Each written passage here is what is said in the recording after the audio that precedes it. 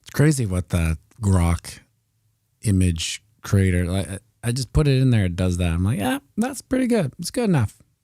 Don't have to really doctor it up or anything. Is Binance going bye-byes? Oh, my piano's not even on. Come on, get your shit together. Is Binance going bye-byes? Well, if you remember what I used to say in 2025, they're coming for the exchanges.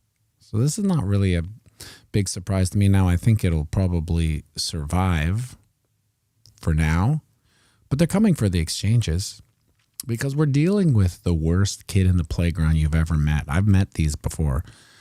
These are the ones that you know, it's their ball, and if they don't play, they take their ball and they go home. So that's what we're basically kind of up against, is that the worst kid in the playground is saying, I don't like these exchanges.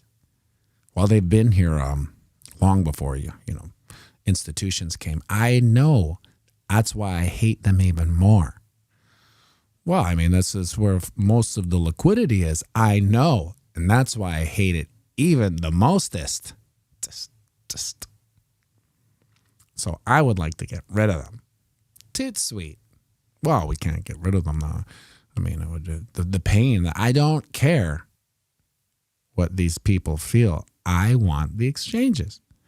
So what I'd like you to do, I'd like you to close them off. On and off ramps, both gone. Right? If we're going to do this, we're going to do this right. We don't want these stupid plebs getting on and off at their own willy-nilly. Are you crazy? We want them to get on and off our exchanges. Fees to and fro, obviously. And they laugh. Ha, ha, ha, ha, ha. Of course, that would make sense. Now, can we fight that? Well, here's the thing about Binance, too. I see people saying on X, get off of Binance. Listen, if you're still on Binance, I don't know what to tell you.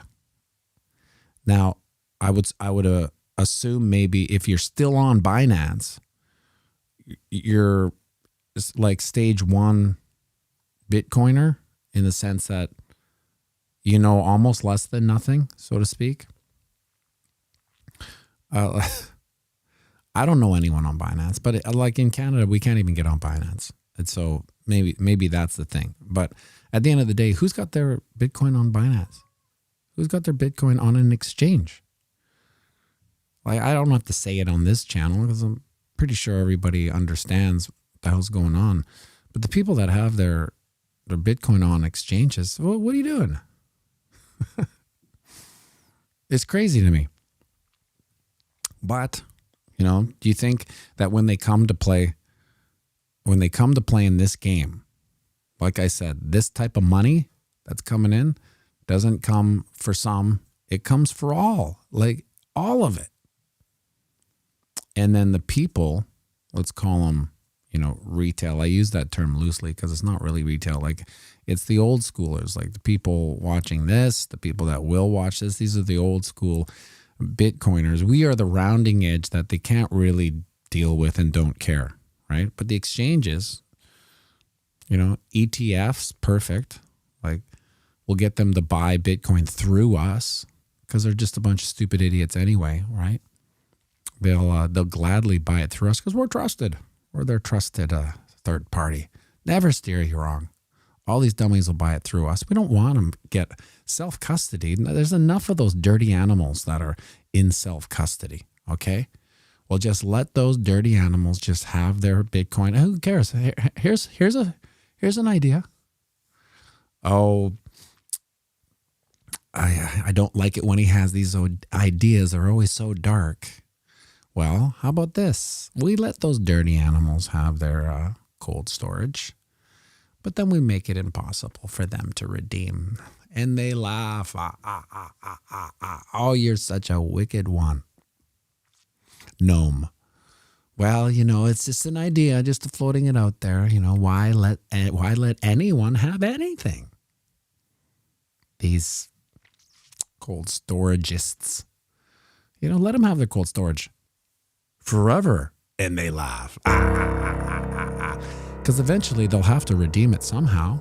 Well, what about peer-to-peer, the Lightning Network? Well, we'll close those off too. What do you think? We're going to let something kind of go on here? No, we'll come for everything. Now, here's the silver lining in this dark, dystopian, not so future, is that these people don't really know what they're doing. They are idiots. And it all comes, this whole loser theory that I always go on about, like losers lose. If there's one thing, the highest probability of anything in my life is the loser quotient. I've seen it. I've lived it for 20 years. I was in the field dealing with losers. I know how they lose. And eventually, give them time, they will lose. Because they've always been losers. Right? And there's nothing you can do about it.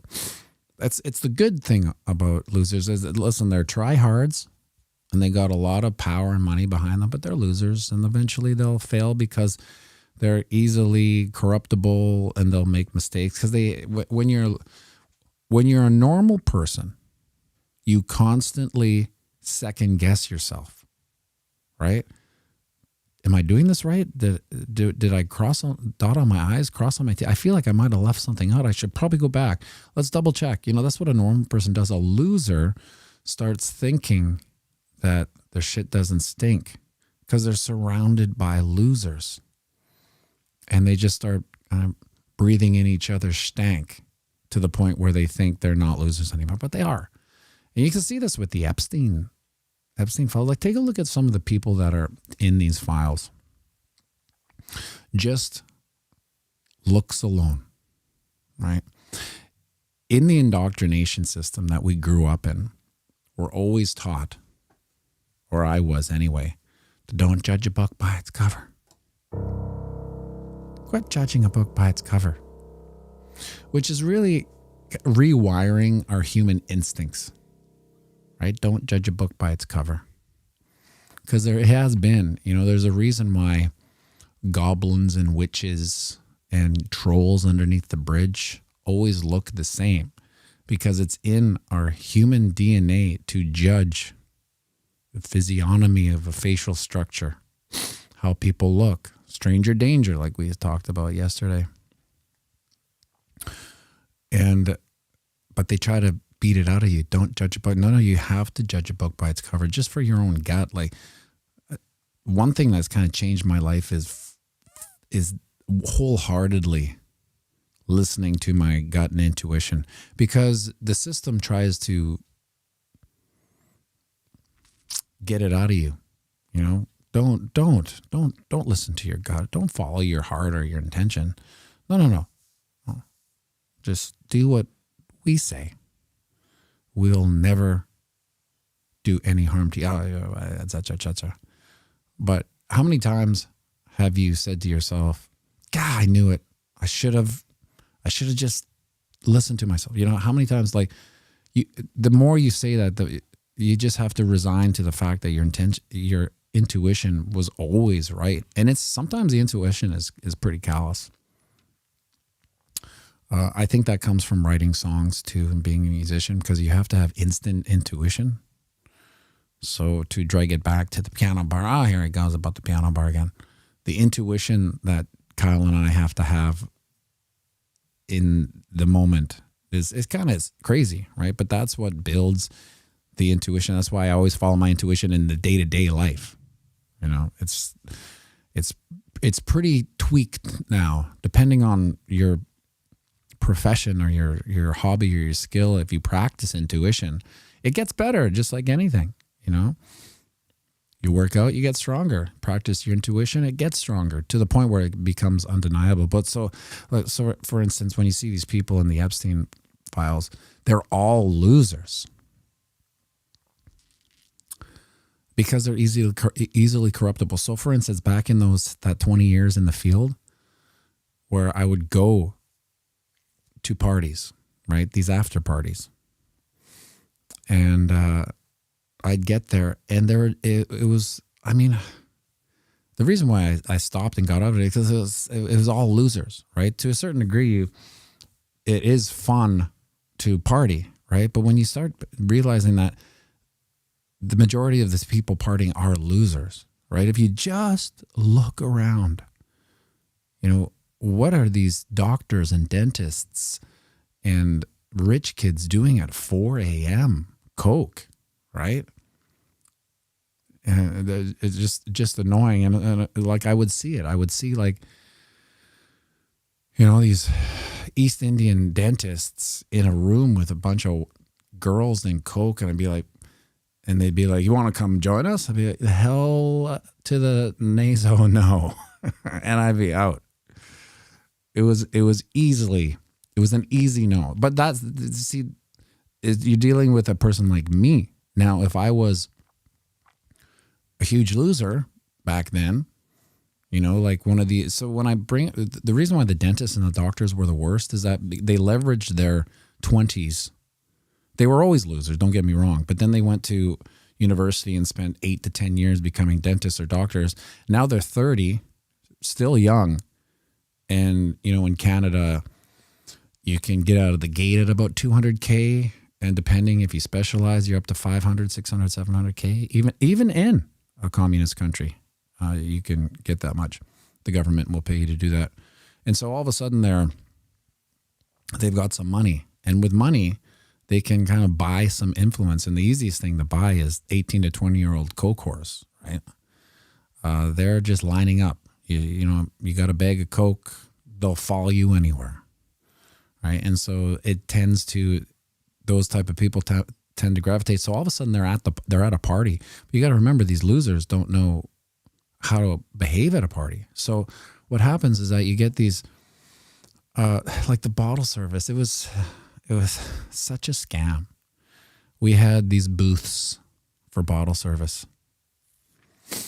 And we would buy a $30 bottle of Grey Goose. Oh my God, Grey Goose?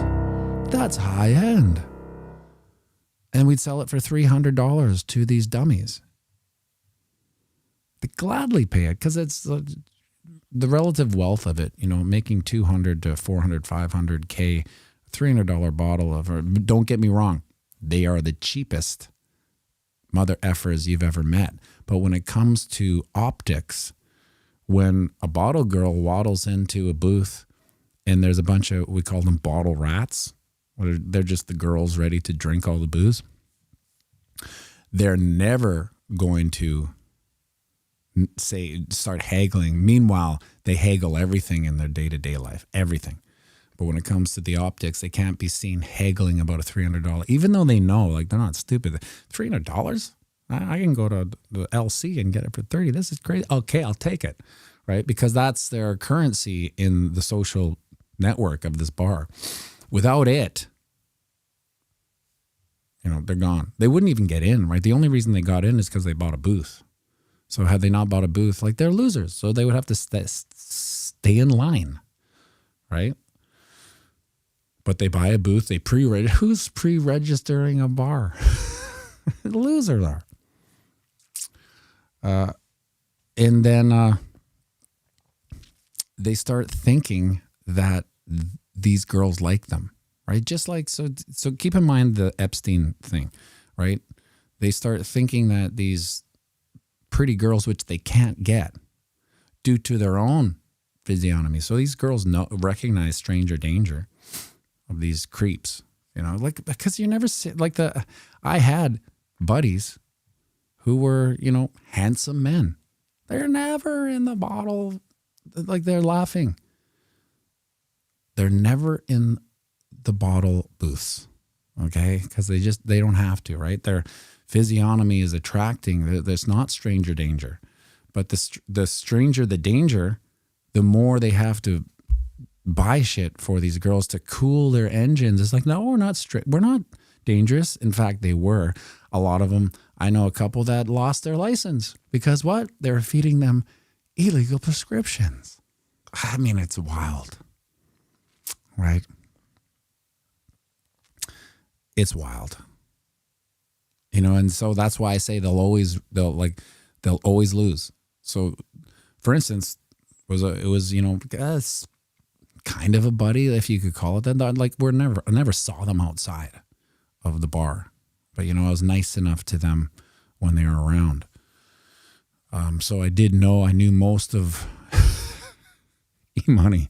My third album was named East Indian Co-Chorus. All right. I knew him well enough to, he was a nice enough guy. He really was. And I actually told him, this is so funny. I'm thinking about it. I was about to say his name. I'm not going to say his name. You have to be careful because one of these days, one of these entrepreneurial girls are going to take you for everything you got. Because again, when you're not used to women around, or women liking you or giving you attention, you are going to fold like a house of cards to the first one. And that's what would happen, right? So these guys one girl, like let's say there's 6 bottle rats. It's usually men 6. If one of them went for it, so some of these bottle rats are all co-cores, right? So they're just like, you know what? I'm sick of, having to live this life. I'm just going to, get this one and then, live with him for a year or two and then I'll just take it for everything he's got. And so that's what I warned him about. I'm like, you are, I can tell you're a nice guy, but you're going to lose it all to these co-cores eventually. It's just, or if you stop now, right? He didn't. Because once a loser gets female attention, it's the greatest drug in the world for these guys because it's the most elusive, scarce drug they've ever experienced. They've never had female interest in their whole life, right? So they will funnel all their money every weekend. The bottles, the booths. They sit there and they're kind of standing, so they'll never sit in the booth, right? They'll stand so everyone can see they're in the booth with these it's just it's so crazy.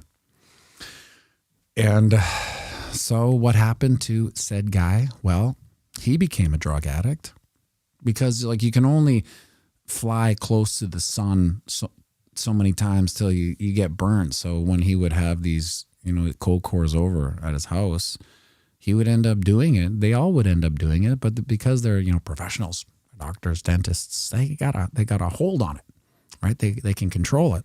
They can't. Because it's a 1-2 punch. Let's say they quit the reason why they can never quit coke is because quitting coke quits the coke horse, right?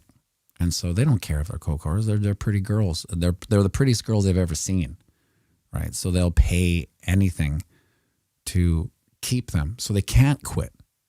The only way they quit is when the wheels fall off and they lose their license, right? So this is what happened. This is what happened to this guy. He got married to a coke whore. Lost his license for falsely prescribing drugs. And then she left. Of course, was her goal. And it was sad because he was a nice guy. But let that be a lesson. These streams are getting buried by the algorithms, Terry Crow. Yeah, well, it's an easy way to fix. It's a super easy way to fix this. You share it to your Facebook, and then it'll get clicks because it'll.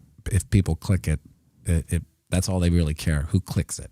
Where are the clicks? If there's no clicks, if it's not shared, then just be prepared to never see it, right? Because it's really only shares. It's not likes, not comments. Well, comments are decent after, but if you don't share it, just expect it to disappear, and expect the channel to eventually disappear, because really it's the only metric that they care about. Yeah. I know a guy who married a stripper, lost half his shit. Well, that's what I mean, right? So most of the guys that I knew that would come there that weren't professionals, they were sales guys. They were the worst too. I know I've gone over this, but they'd take me to lunch because I was the guy who was always available for lunch. And they would sit there and go to this. It's like, we're going to Joey's Polo. I'm like, well, I'm on the other side of the city. Why don't we go to this Joey St. Batel, right? Or Earl St. Batel. No, I want Joey's because there's a girl there. There's a bartender or a server. And we'd get there and he'd be like seeing his high school girlfriend or something. And I'd be looking at him like, do you think this server is into you? He's like, yeah, I think so. I'm gonna ask her. I highly suggest you don't ask her out. You know, I would keep this relationship at this level. She seems to be okay, you know, with this transactional aspect of you coming in once a week and tipping her 100%. She will always be nice to you. If you step over that boundary, you might make things weird and you will immediately see the cold hand of reality slap you in the face as she goes, I have a boyfriend. And then guess what? You probably go into a mild depression and you drink your face off for like 6 years, right? Even though I've told him that her boyfriend's probably the bartender. The bartender's probably banging all the waitresses for sure. Always think that. If for some reason this is new to you, this concept, if you're ever at a restaurant and a waitress is nice to you, unless you're Brad Pitt, but if you're Brad Pitt, you're not really, going to a restaurant. Just always know that the bartender, the dude, is banging 1 to 60% of the wait staff. I know it's harsh, but that's the reality of physiognomy, right? And he's the perceived alpha male. That's it. It doesn't have to be the best looking bartender, but it becomes like a pimping structure because they're all dependent on him for their drinks. He's, making, this has been the weirdest stream ever. Like it's supposed to do TA, I guess, right? But because they have a relationship of dependence, the hand that gives is higher than the hand that takes. They need drinks. He gives drinks. They become submissive, and the chemistry just is natural, right? And because there's a bunch of girls, they're all vying for the most attention from the one guy, because that's how it works, right? That's how the servers they don't know it, but they need to have the pole position, I call it. They need to be the favorite of the bartender, and they'll do anything. Believe me, they'll do anything to get pole position. Then they'll joust. They'll joust for it. Who has the bartenders. Meanwhile, all the dummies in the seats are like, "There, she's mine. I'm gonna ask her out. I'm gonna take her on the best date she's ever been on. I'll treat her real proper, like you don't know how this goes."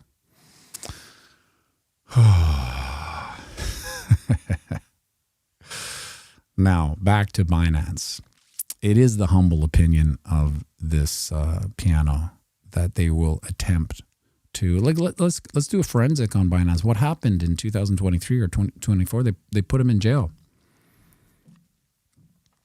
That was kind of like shots fired, warning, right? They probably offered him the silver first. Listen, take a walk. And he's probably like, take a walk? I'm like the secret richest man in the world. And I'm only getting richer. So take your silver and go, Lord love a duck.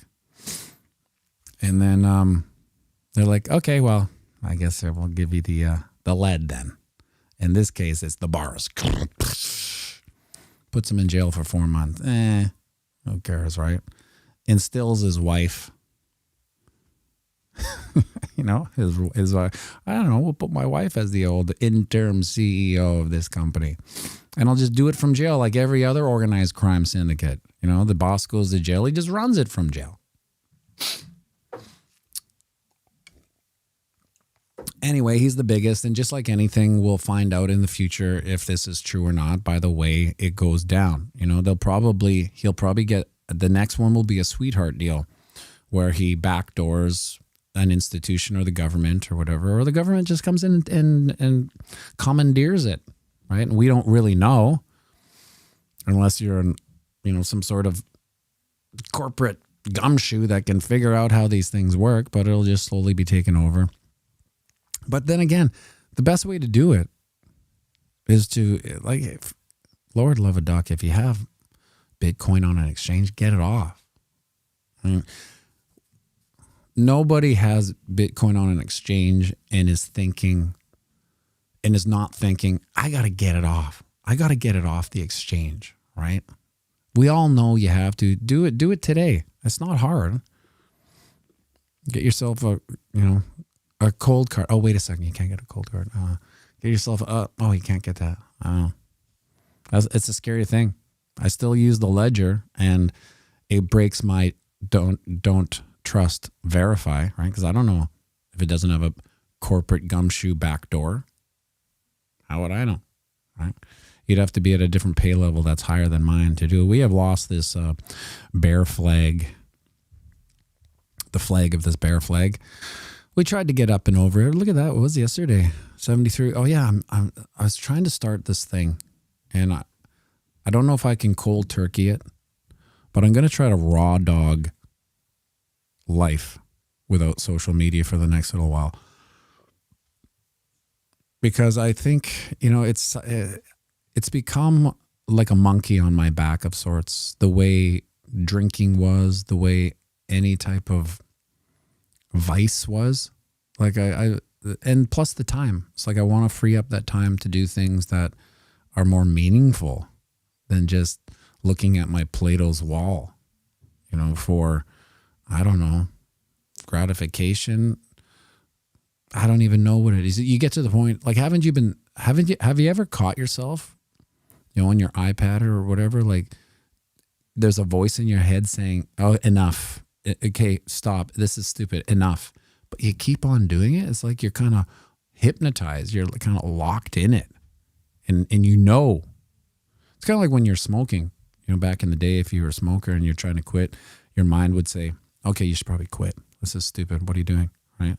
Be like, I know, as you light up a cigarette, like you can't stop even though you know better. So I'm kind of going through that. Now, it may affect things here, but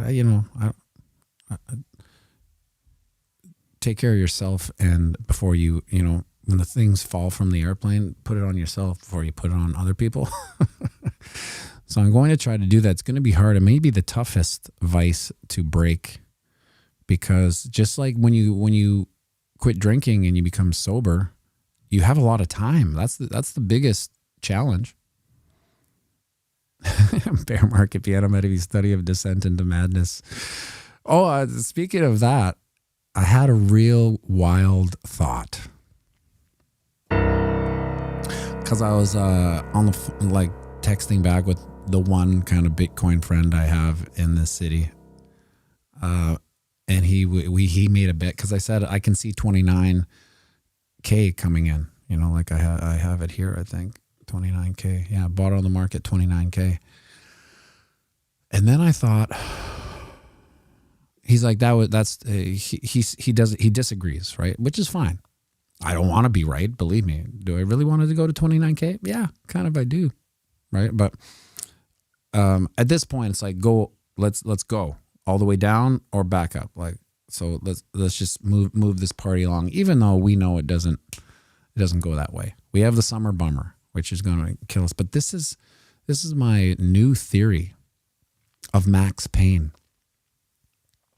And seeing as though we're entering a couple of novel territories that we haven't seen,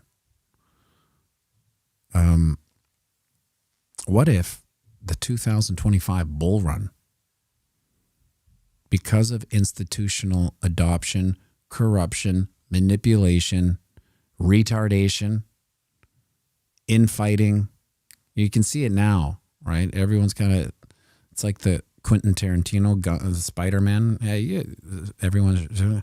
What if it needs to be erased? Because in order to heal, you can't let a little bit of the infection be there. You know what I mean? Like, You gotta clean it all. It's all gotta go. What if this bull run that was infected by institutional money, everyone under their sun creating a digital asset treasury, when it was their last ditch effort at making a go of it. What if that infection has to be rooted out? We have to get rid of it all. And if that is the case, now there's always a little bit of infection, right? But maybe we have to get it. We have a full cleanse. What if we need to erase the entire gains of the bull run? I know it's wild, right? But what if we have to go back down to 15.5? Now, I know that's insane. But if we really want to get back to first principles with Bitcoin, maybe we have to get rid of all these bad actors, all of them. Now, listen, 15.5, that's pretty exciting. Now, most people, I know even at this point, people are caught up in it. They still think like, let's go back up, right? Let's go down, right? Let's go down and clear it out. And let's go right into underneath that tooth that was extracted and get all the infection out before we, suture it up. Let's clean it out so it's free from contagion and it's free from corruption and all this stuff that kind of came in and soured the Bitcoin sphere. Now, I still think Michael Saylor will survive. I still think IBIT ETF will survive, but a lot of the other ones, like I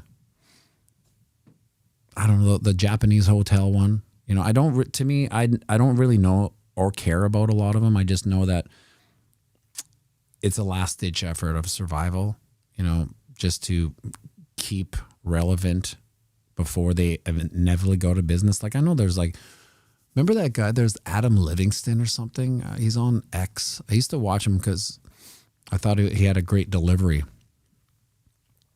And he was pumping hard these digital asset treasury companies. Like I can't remember the one in Britain. Like, I mean, it was a meme coin. It went up to like $9 or something. And then now it's like at zero.